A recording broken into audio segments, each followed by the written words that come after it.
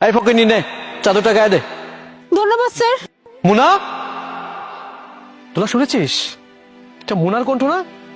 আরে মোনা তো আমাদের ভাবি, ভাবি রাস্তায় আসবে কি করে? আমি যতটুকু জানি সে মারা গেছে, কিন্তু সে তো মরেনি।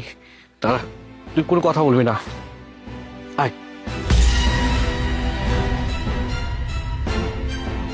আচ্ছা, আপনি এভাবে রাস্তার মধ্যে শুয়ে আছেন কেন? আপনার কি কোনো বাসা বাড়ি নেই? আমার যদি থাউনের জায়গা থাকতো তাহলে কি এই শীতের বেলা আমি আপনার রাস্তায় শুয়ে থাকতাম কোন? আমি বুঝলাম না, মানে আপনার পরিবার নেই? আপনার বাবা মা ভাই বোন কেউ বেঁচে নেই? না, আমার কেউ নেই দুনিয়াতে।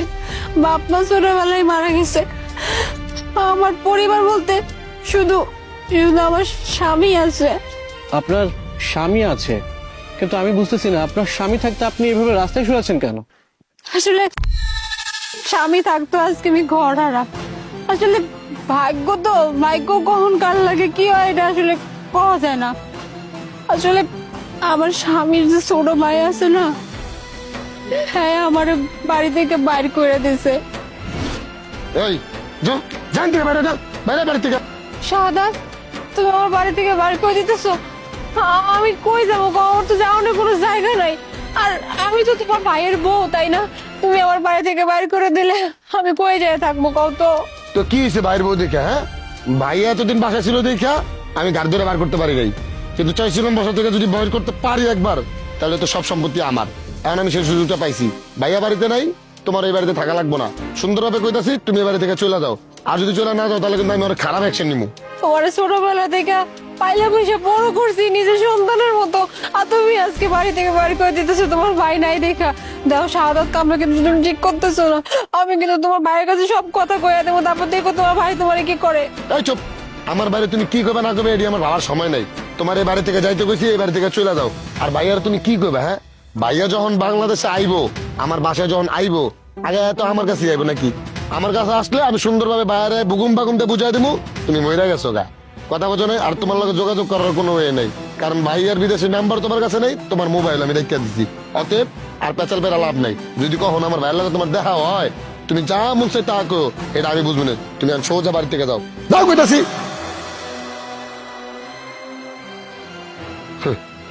আপরটারে বিদায় করছি, গার্লফ্রেন্ড ফোন দিয়ে বাসায় লেহি। আমার আমার স্বামী না আমারও অনেক ভালোবাসে জানেন। আমার স্বামী আমারে পছন্দ করে ভালোবাসে, তারপরে বিয়ে করছে। আমার অনেক ভালোবাসা, অনেক, যেটা আসলে বলার মতো না। আমার স্বামী যখন বিয়ে করে নিয়ে হয়, তখন আমার এই দেবরটা অনেক ছোট। আমি ওই দেবরটারে নিজের ভাইয়ের মতো করে লালন পালন করে বড় করছি। এরপরে আমার শ্বশুর যখন মারা যায়, তখন আমার কাছে একখান কথা নিয়ে গেছে। আমারও কইছে যে বৌমা, আমি চলে গেলে তো আমার এই ছোট পোলাটা তুমি আর আমার বড় পোলা ছাড়া কেউ নাই। তুমি আমার একখান কথা দাও, তুমি আর আমার এই বড় পোলা মিলে সারা জীবন আমার এই ছোট পোলাটা রাখলাই রাখবা, নিজেকে সন্তানের মতো করে লালন পালন করবা। আমি আমার শ্বশুর আব্বারে কথা দিছিলাম যে আব্বা, জীবনে যত যা কিছু হয়ে যাক না কেন, আমি আপনার ছোট পোলারে জীবনে ছাড়বো না। আমি আপনার ছোট পোলারে আমি আগলায় রাখবো, আপনি চিন্তা করেন না। এরপরে সবকিছু ঠিকঠাকই চলতেছিল জানেন। হঠাৎ করে আমার স্বামী কয় হ্যাঁ নাকি বিদেশে যাইবো, হ্যাঁ বিদেশে যাই আর অনেক টাকা ইনকাম করবো। আমিও না করি না, কারণ আমার স্বামী যা কিছু কয় আমি সবসময় আমার স্বামীরে সাপোর্ট করছি। পরে আমার স্বামী না বিদেশে চলে গেছে, এরপরে শুরু হয় আমার উপর অত্যাচার। আমার স্বামী যাওয়া মাত্রই না আমার দেবরটার জন্য কেমন হয়ে গেছে, আমার সহ্যই করতে পারে না। আগে আমার কত সম্মান করতো, কত মান দিত, আমার স্বামীরা যাওয়ার পর আমার লাগে যে কি দুর্ব্যবহার, কত খারাপ ব্যবহার করতো। এরপরে সব থেকে খারাপ সময় গিয়েছে জানেন, আমার দেবরটা যখন বিয়ে করে একটা মেয়ে সাহেবের মতো বউ লয়েছে। এই বউ আর আমার দেবর মিলল আমার উপর যে কি অত্যাচার, আমার খাইতে দিত না, পড়তে দিত না, এত কাম করে তো এত কাম করাই তো জানেন। কাম করতে করতে আমি পুরো হাঁপায় যাইতাম, কিন্তু দিন শেষে আমার খাইতে দিত না। আমি যখন কইতাম যে আমি কিন্তু আমার স্বামীর কয়ে দেবো তো আর না। আমার দেবরে বউবেলা আমার অনেক মারতো।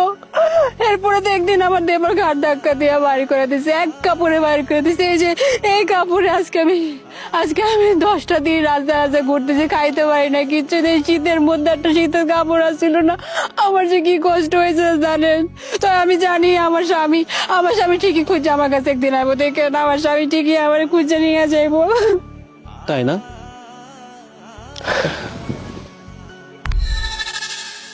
রাকিব, রাকিব তুমি এখানে? তুমি এতদিন কইছিলা? আমি কত করছি তোমার জানা, আমার অনেক কষ্ট হচ্ছে। তুমি কইছিলা কত? মোনা, তুমি এসব কি বলতেছো? আমার ভাই তোমার সাথে এরকম করেছে? দেখো, আমার ভাই আমাকে বলেছে তুমি নাকি মারা গেছো। আমি বিদেশ থেকে আসার পর তোমাকে কত খুঁজেছি, কিন্তু আমি কোথাও পাইনি।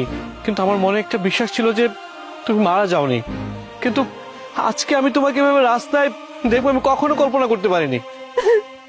জানো, তোমার ভাই আমার বাড়ি থেকে বাইর করে দিচ্ছে। আমি রাস্তায় ছিলাম, খাইতে পারি না কিচ্ছু না, অনেক কষ্ট হয়েছে আমার। যাই হোক, আমি এই মুহূর্তে তোমার আর কোনো কথা শুনতে চাই না। তুমি এখন আমার সাথে বাসায় যাবে, চলো। না না না, আমি ওই বাড়িতে ফিরে যাবো না। আমি বাড়িতে গেলে তোমার ভাই আর তোমার ভাইয়ের বউ মিলে আমাকে আবার মারবো, আমি ওখানে যাবো না। শোনো মোনা, তোমার গায়ে যদি কেউ হাত তুলে না, তার হাত আমি ভেঙে টুকরো টুকরো করে ফেলবো। আর কি, আমার ভাই আছে না, আমার ভাই যে কাজ করেছে আমি তাকে কি করি সেটা তুমি নিজের চোখে দেখবে। আর তুমি যাবে কোথায়? তুমি তোমার নিজের বাড়িতে যাবে। তুমি কেন যেতে চাচ্ছ না? আমি আছি না, তুমি চলো, চলো আমার সাথে, এখনই চলো।